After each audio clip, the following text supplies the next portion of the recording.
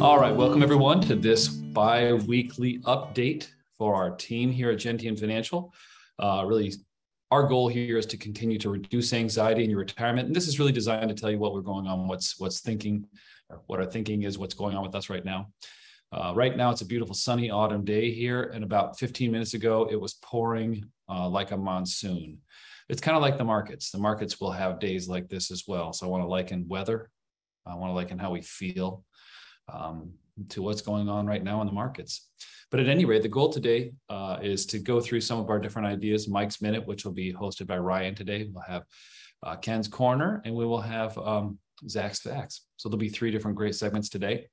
And really today, there's quite a few different things I could talk about. Since our forums about a week ago, if you will, and many of you we saw there, there's been a lot that we've been able to read, been going through, been studying, looking at history of markets, looking at a lot of technical issues, but we showed you during the markets some of those ideas. One thing that actually we talked quite a bit about here on Monday, I'll go through, and that's maybe what role does anger have in your life? Kind of seems odd during a market correction. It just happens to be when it's falling, but I want to just discuss that. And we'll go through that piece a little bit. But as I begin, I want to begin in gratitude before we talk about anger. And beginning in gratitude, I'm actually grateful for fall, for my team, for my favorite teams, if you will. And that's my family and my team here at Gentian Financial. So those are my 2 right now. I'd like to say there's plenty of other gratitudes, but I'd like to say, how about yourself? Let's go with Ken. Good morning, everybody. Great to be here with you all as usual. Yeah, my go big today is neighbors. We moved into a new neighborhood about a year ago, and we finally starting to meet some of the neighbors around us, and it's actually kind of neat. And so I met 3 or 4 couples over this last weekend, great couples with families, with kids, and just grateful for connection, grateful for expanding our friendships that we do have. So Awesome. Ken, how about yourself, Zach? Thank you, Chris. Always grateful for many things like yourself as well, but today it's grateful for my mother's birthday, which is tomorrow. So she's the most thoughtful, empathetic person I could ever imagine, has been a huge inspiration for me and continues to. And I just hope she has a wonderful day and a wonderful week. Awesome. Thank you, Zach. How about Ryan? Awesome. Thanks, Chris. Fall is my favorite season, so I'm grateful for the weather, even with rainy days like today. And this year with fall came my first opportunity to coach my daughter, my 5-year-old, on her first soccer team. So I'm enjoying the challenge of herding cats around the soccer field.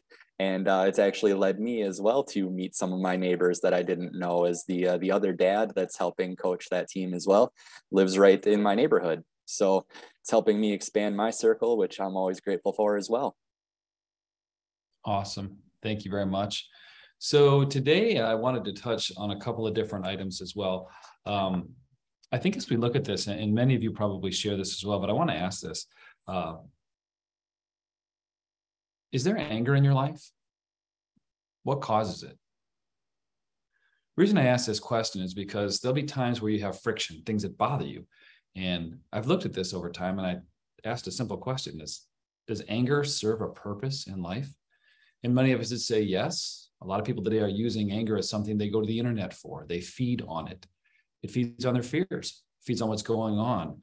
And you'll see that today because politics is coming up. Maybe that's why I'm bringing it up.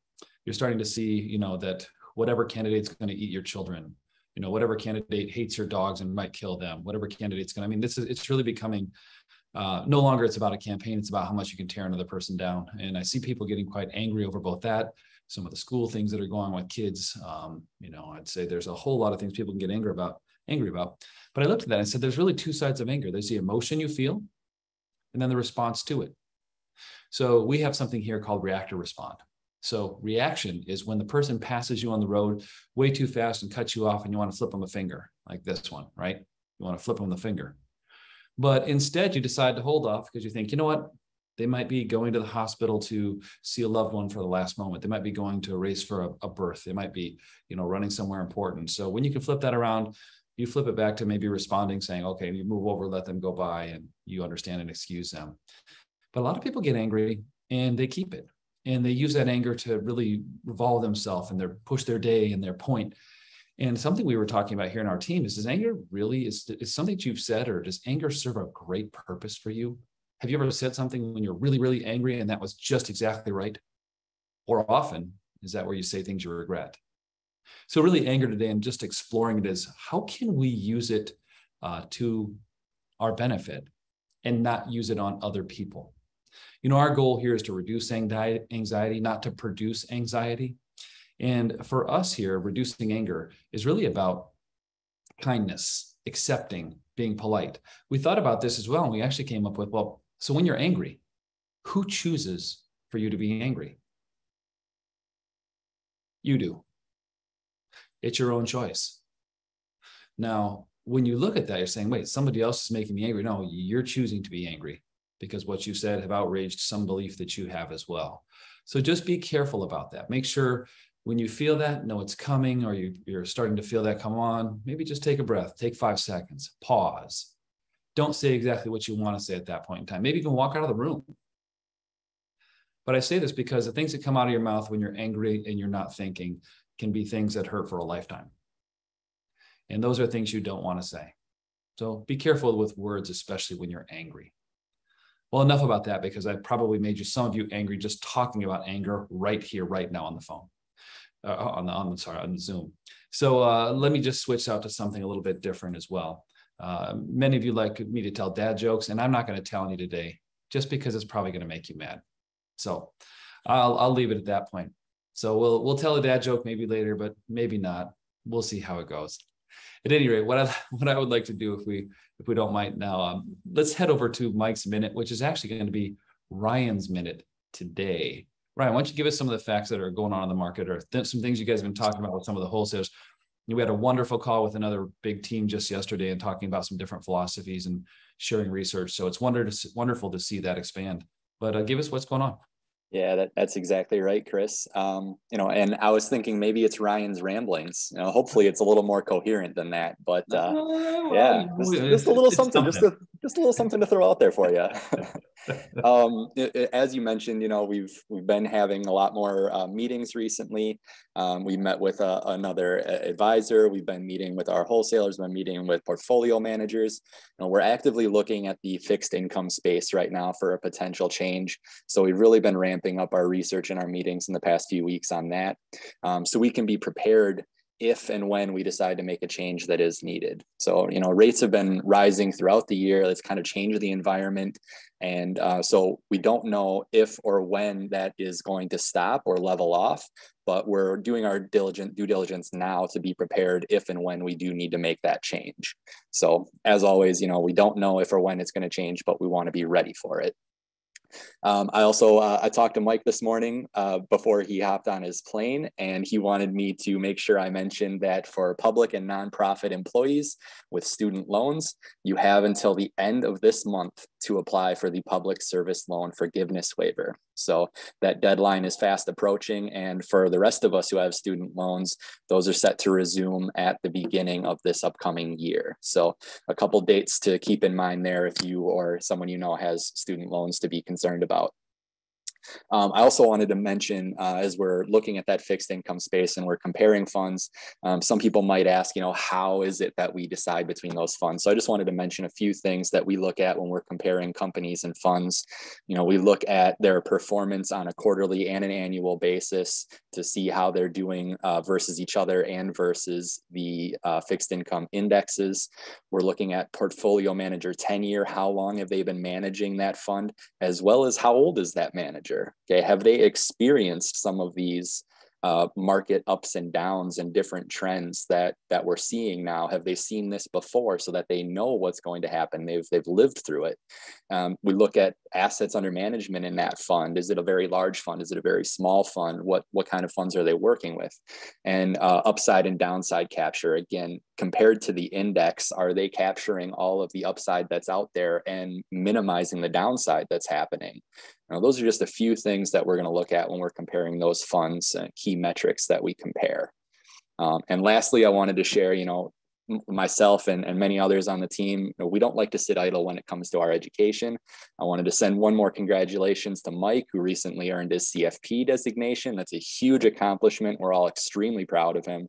And we're continuing to look for new certifications, conferences, courses that'll keep us up to date with changes in the industry and, of course, your needs and wants as our clients. Back to Awesome. you, Chris. Thank you very much, Ryan. I appreciate that. Yeah, it's been wonderful. That journey of education is a fantastic one. And it's wonderful to see when somebody gets the CFP and they want to use that, and then they explain everything 10 times more than any of us do. So it's a fun thing. It's a wonderful thing to see the detail, and you want to tell people all the detail that you learned. And we all know that. We've all seen that before. So Mike's done a wonderful job with that. I know we have several who have the designation, and also a few who are pursuing more designations. So it's great. But again, it's to bring more value to you. What I want to do as well here is, and it's kind of a interesting time because you're starting to see, the trees and everything. And I just have a question for you. What do you call a tree that doesn't believe in autumn? It's a tree in disbelief. Anyway, I just wanted to go through here, and I'm going to pass this one over to Ken. I know that may have made you angry. I'll talk about that a little bit more as we go through. But, some of the jokes that I do tell are so bad, my wife groans, and I think it might actually make her angry. So, and she said that I think it's quite funny, actually. So without a doubt, I want to pass it over to Ken for Ken's Corner. Actually, before I go to Ken, let's go to Zach's facts. I actually like that process better. Zach, tell us exactly what's happened and probably what's going to happen. Give us some predictions on the future. That's exactly what we had prepared, especially after last week of all of our economic forums. But as usual, we'll go through kind of markets where they're at for the year. We'll go through fixed income. Just with the interest rates rising, there's some updates with the treasuries. And also we've received a few questions regarding CDs. So I have a few updates there. And then also just a few interesting facts regarding the S&P 500 when we add a little perspective to it, both on a 1 year, 3 year, and a 5 year basis. But if we're looking at markets, just where they're at for the year, the Dow Jones is temporarily down 19.54. The S&P 500, 24.7. What's really interesting is that if we did this last Wednesday, it would have been about 15. So things can change extremely quick on both directions. The NASDAQ, which is more heavily weighted towards technology, is 33.3. The Russell 2000, temporarily down 24. The growth portion, temporarily down 28. The value, 20. Emerging markets, right around 30, 29.77. International, right around 30 as well. One thing that was really interesting when we looked through these numbers is that so far this year, the small size companies, the small cap companies represented by the Russell, the market has a correction like it did really over the last week. It tends to fall down a little bit further. It did not do that this time. It actually held up, and it actually is ahead of the S&P 500 for the year. And that's the first time we've seen that. So that was an interesting one when we took a look for this time. The power of rebalancing is continuing. Every rebalance that has occurred in the last 6 months, we're extremely excited about. Still some asset classes that have actually done extremely well in the alternative space that are buying more of these temporarily suppressed asset classes. On the fixed income side of things, looking at the yield to worst of treasuries, the 1 year is now 4.24, some of the higher numbers that we've seen. The 5 year, 4.1, the 10 year, 3.8, and the 30 year, 3.8 as well.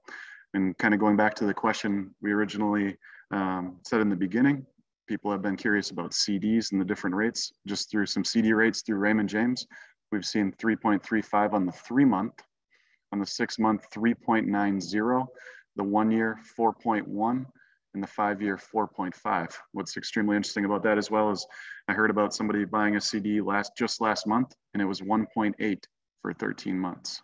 So very interesting there. Just another reminder to not extend that out too far, and also to be aware, we talked about it, Chris talked about it at our economic forum, just be aware of different marketing tactics coming from different directions as well. Just fixed annuities, indexed annuities, or others that are guaranteeing a certain rate of return without the downside. We're starting to see those kind of ramp up as well, kind of preying on some of our fears during these times. Real quickly, before I pass it back to Chris and Ken, we just always like to add a little bit perspective. And since January 3rd of 2020, right before the COVID correction, the S&P 500 was around 3,200. As of market close yesterday, it was 3,588, or an 11% gain still. If we go back 3 years on the day, it's actually still up 21% or 7% per year. If we go back 5 years to October of 2017, it's actually still at 40% or 8% per year. So it's really the power of perspective, that if we look through things in a really short window on a 1-year basis, or 6 months or 12 months, things can look very differently than when we pull back 3 years, 5 years, or even a longer time frame as well. So I'll pass it back to you, Chris. Awesome. Thank you very much, Zach. I appreciate that as well. Yeah, sometimes offering the perspectives of categories that are really undervalued. One thing we talked about at the program on our economic forums is how much the dollar, the strengthening dollar, has hit, let's call it emerging markets in the foreign currencies, if you will. So for instance, when the US dollar strengthens 50%, you actually see a 50% loss, or near that, if you will, in many of the outside assets. If you remember, any of you going to Europe maybe 10 years ago, the euro was almost $2, $1 for US to $2 to 2 euros, if you will. Today, it's almost parity. And I remember actually going about 22 years ago to Spain when it was about 75 cents on the dollar. So in other words, this has been a massive fluctuation that also affects your foreign investments. So some of the returns you might see are both currency, investment, and also we're going to call it an interest rate as well. So there's a lot of things that go on when it comes to a foreign investment. They have additional levers. I just wanted to make sure you knew that as well. That's why we're extra patient with them, because when they do move in the opposite direction and currency weakens for the US dollar as well, you see some massive potential for returns as we run through. But thank you, Zach. I really appreciate that that piece as well. And before I run over to Ken here, I'd like to just say one thing as well. As I go through here, my wife was talking to me just recently, and she says that I'm indecisive. Like, I don't think I'm indecisive, unless you think I am. Am I indecisive? I'm not sure. I heard somebody say this and go through it back and forth, and it was hilarious because we're actually saying it in real term. That's why I'm not using the real name. They go, my wife said I'm indecisive, but I don't think I am. And then they said, am I? I was standing there absolutely dumbstruck thinking, did you just say that? It was one of my good friends, so I won't bring up his name.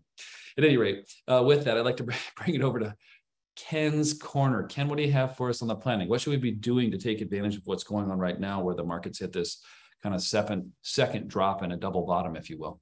Yeah, I appreciate it. That's pretty funny about the indecisive comment there. That's the weirdest thing. I'm just looking on, did you just do that? Because that's pretty funny. That one was pretty funny. So I feel a little angry right now that you skipped over me and went to Zach first. So I'm actually going to step off this webinar right now. I'm going to walk away. I'm just joking. Fantastic. Keep that anger, hold it, say some silly things. No. So thank you for who is listening to this webinar, for putting up with our funny little jokes right now. So in all seriousness right now, I like Ryan's rundown. I thought that was pretty good. Instead of the ramblings, I thought it was Ryan's rundown. I thought that was pretty good. So a couple of things we're seeing right now on the planning side, on the inherited IRA side, inheriting money. One client told me, I'm not even going to worry about the inheritance. I'm going to take up skiing. I said, skiing? What do you mean it's skiing? You don't ski. He goes, yeah, I'm going to spend the kids' inheritance, skiing, spending kids' inheritance. So, but if we do inherit money, or that is a process that we're going through, the rules are very complicated right now. At our webinar or forum we just did recently, we talked about that a little bit. I'm going out to see Ed Slott to even learn more about it right now. But there's been some new rules that came out. So there's a lot of you know that there's a 10-year rule now instead of like this life stretch. You've heard us talk about this for a while now. There's a 10-year rule after you inherit money in IRAs that you need to get it out of the IRA. Well, now there's a new rule that says you may have to take out some money each and every year for those 10 years. And now the IRS just came out and said, hey, by the way, if you missed the 2021 requirement to take out of your inherited IRA, we're going to waive that 50% penalty for you for 2021. We're also going to waive that penalty for 2022 as well. So that's pretty big. It's a 50% penalty. It applies to some of you. And if you have this scenario, we either have talked to you about this or we will be talking to you about this for sure. So just wanted to put that piece out there. It's as money transitions, as this happens, we're going to see many more inherited IRAs coming through. We just need to know what the rules are, because it is an irreversible decision. And if we don't do it right, the penalties are massive. So we really need to get that piece right. So the other one, Chris was talking about, his wife a little bit. I learned this one from my wife. It's okay to feel the way you're feeling right now. It just depends on what you do with that. And it's not okay to react sometimes to those feelings, kind of like when Chris is talking about anger. Right now, some of you are okay with the markets right now because you see it as massive opportunity. Some of you are not so okay with the markets just from a perspective standpoint, right? And so if you're worried right now, if you're nervous right now, that's actually a very normal feeling that a lot of people are feeling right now. It's very, very normal. Others have felt that way too. What we have found though, is that in financial terms, that is just us enduring a financial term called risk reward. That's all that is it's a normal feeling. We need to fight that urge. We need to fight the urge to react, but we need to respond properly. This is risk reward time frame right now. This is where it matters. This is where I'm going to bring up a quick story that I learned from one of our great coaches. I'm going to make this very short. But you've heard of the company Apple products, Apple phones, Apple. You've heard of that. Tim Cook is the CEO currently of Apple right now. In recent years, last couple of years, they've been issuing bonds, Apple bonds. And what they did with that money is really interesting, because what they did with like the $10 billion or so that has been issued in bonds, they've actually bought their own stock back for the most part. Why would they do that? Like this is a key fundamental piece right now for what's going on in the markets right now, is that these bonds are paying, like Zach said, 3 to 4% right now, approximately, right? Now, if Tim Cook, the CEO of Apple, is taking that money and buying back their own Apple stock, what does he think is going to happen with Apple stock? He thinks that Apple stock is going to beat the living daylights basically out of these 3 to 4% bonds. That's really what, in essence, they're doing right now. So keep that in mind. I hear that story. I haven't heard the story told in that perspective before, but I was like, that makes total sense of why we own companies rather than why we try to buy the debt of companies. Now, both are important in different situations, but think about what Tim Cook is doing right now with Apple. He believes that the Apple stock will far exceed the 3 to 4% payments he needs to make on those bonds to shareholders. So I just wanted to bring that piece up to everybody. But again, what you're feeling right now is very normal. Let's harness that. Let's look for the opportunities, and let's focus on our long-term plan. That is the goal. That is the solution. Let's stay forward. Look forward right now. Don't go left. Don't go right. Look straight forward ahead. Thank you, Ken. That's tremendous. Let me bring up an issue here, if I may, which is that time, if you will. I would like to go through a couple of different items. Sometimes you'll look at a few things that kind of throw you, for instance, like getting a phone call during the middle of your webinar, which is kind of funny, as I just did from a member of my family here.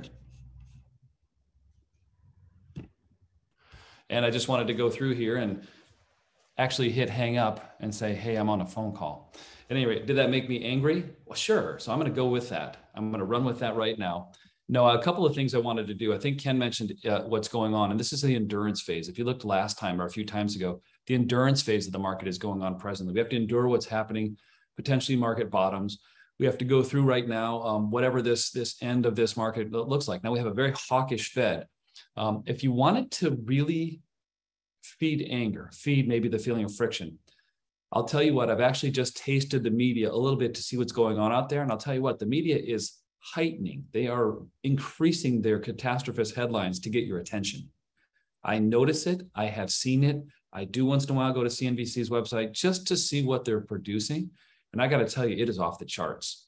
I don't know if I've ever seen this. It's actually mirroring the political campaigns. So you're seeing political campaigns. You're seeing this going on with inflation. You're seeing war. You're seeing annexation. You're seeing this may be the end of the world with, the nuclear weapon threats, if you will, of Russia. Remember, we do hope the Russians love their children too. If you've listened way back in the past, that was a song that Sting wrote. I do believe they do as well. So, looking at a generation of all of us with what's going on right now, there's a lot happening at this point.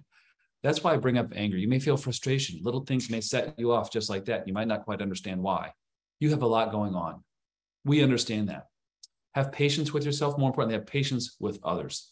What's happening now is something that nobody likes. They don't like seeing these pits on the statement of, their values on their investments. They don't like seeing wars. They don't like seeing, cold weather and rain. They don't like seeing hurricanes. They don't like seeing, but you know what? It's part of life. It's part of what we endure. It's part of what makes us great. And also for those of us that stick through to the plan, and many of you have, I want to congratulate you. You guys do a wonderful job. The calls we get are, hey, we should be taking advantage of this. Should we be doing a conversion? It's something we look at for each one of you as we go along as well.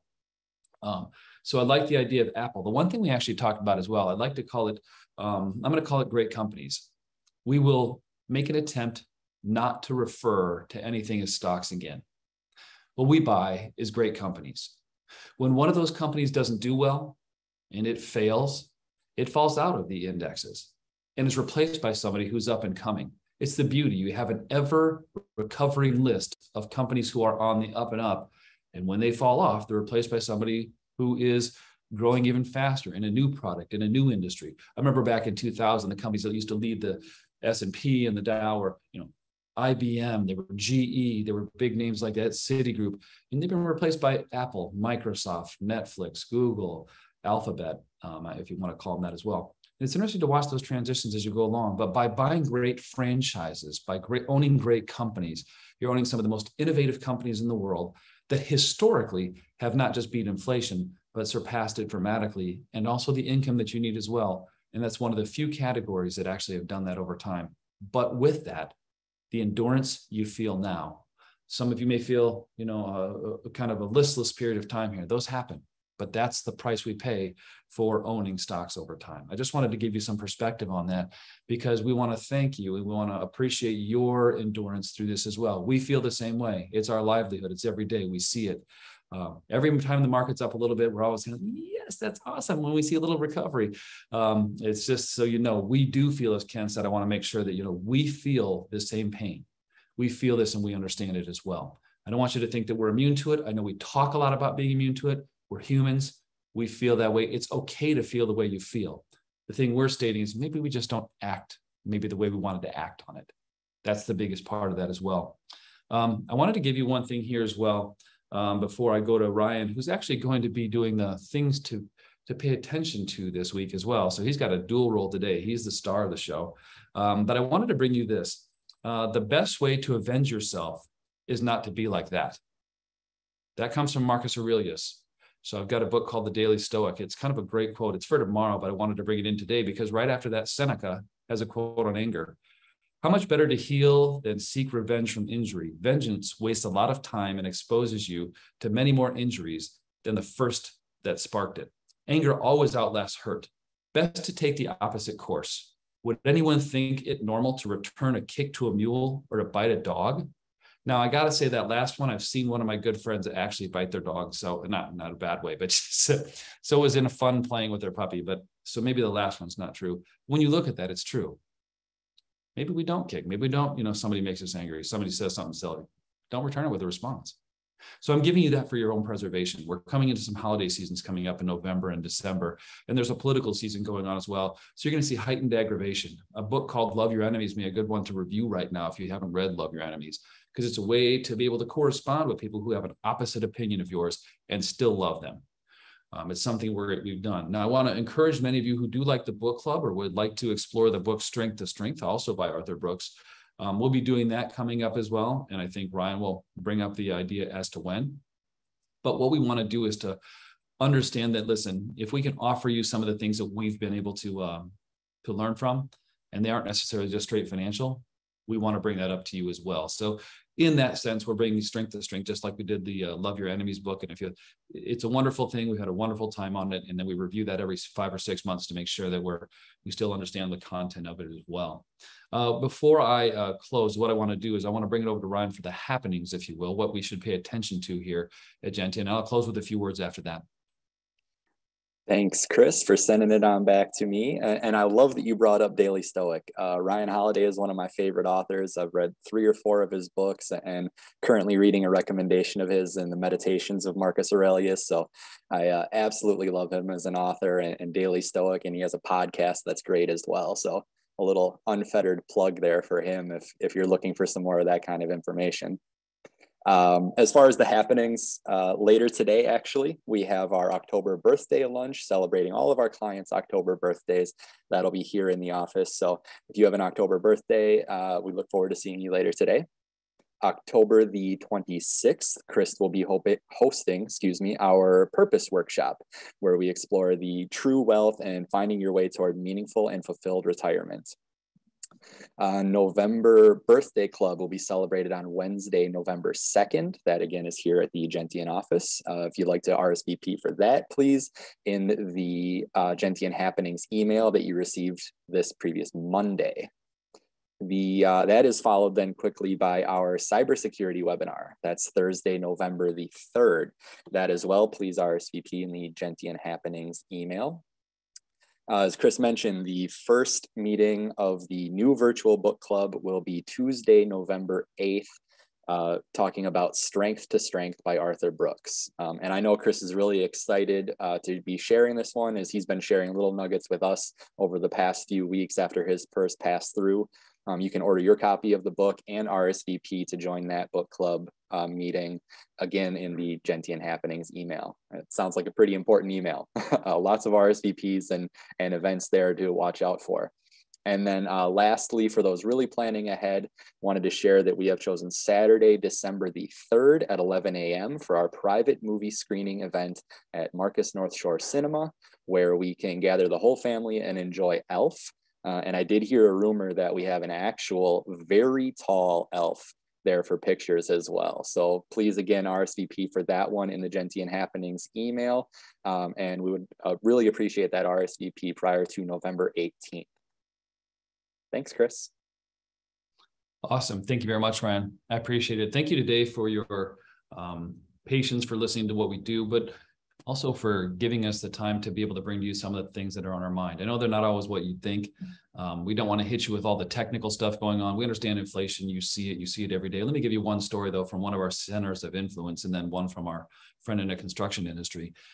Recently, this person had, let's just call it, I'm going to make it real simple. They had one unit for this plastic injection molding that they use, and it was cost 86 cents before the pandemic in 2020. And during the pandemic, it went up to as high as $1.70. So that was obviously doubling the price of it, right? And they passed that on to the customer. Well, just recently, the last purchase of that same amount of substrate they use was 45 cents. What happened is everybody was hoarding it. They bought a ton of it. So they're using what they'd bought. Well, what's out there and being produced right now isn't being bought by anyone, so they had to reduce the price. So that one would be called deflation. That's what's on the other side of inflation. So it doesn't hit the construction industry quite as quick because there's still a ton of demand. It's a slower ship. If you try to move, the Titanic away from an iceberg versus a jet boat or just maybe a ski boat, it's way quicker to move the ski boat, right? So you're seeing here very slow in the construction industry move towards lower. They've seen lower wood prices, but they have purchased things 3, 4, 5, 6 months out. So you're starting to see things actually maybe have that sign that there's light at the end of the tunnel. I wanted to at least give you that because some of the hope that we see, we ask a lot of questions of people and they kind of wonder why, because we kind of keep a pulse on many different industries to see if what's being said is actually happening. Okay. One thing that has been said, that Wisconsin drinks more than so many other states combined. You've all heard it. We were all kind of mystified by this. It's like amazing. So I went to the data and I found out something that may be very interesting to you. Wisconsin is not the leader in per capita alcohol consumption. That title is held by New Hampshire. New Hampshire consumes 50% more. It's about 55% more per capita alcohol than Wisconsinites. It's not a contest. It's just fact. Matter of fact, Wisconsin ranks 8th. So for all those stories that you've heard, I just dispelled the myth. So for any of you who were hanging your hat on that, I'm sorry. I apologize. I may have made you angry. But don't let your anger persist beyond today. 2 words I want to leave you with. If you could live your life with 2 words, there would be 2 words called persist and resist. Resist temptation and persist in what's good. With that, I want to leave you today. Thank you for this beautiful autumn day. Thank you for your attention, time, most importantly. Thank you for working with us as well. And I want to say at Gentian Retirement, we help you plan it, live it, give it. And I want to make sure that this part you understand is very much about the living it as well. So to my entire team here, to everybody on the call, have a wonderful rest of your day. And thank you here from Gentian's corporate headquarters in Macomb, Wisconsin. Have a great day.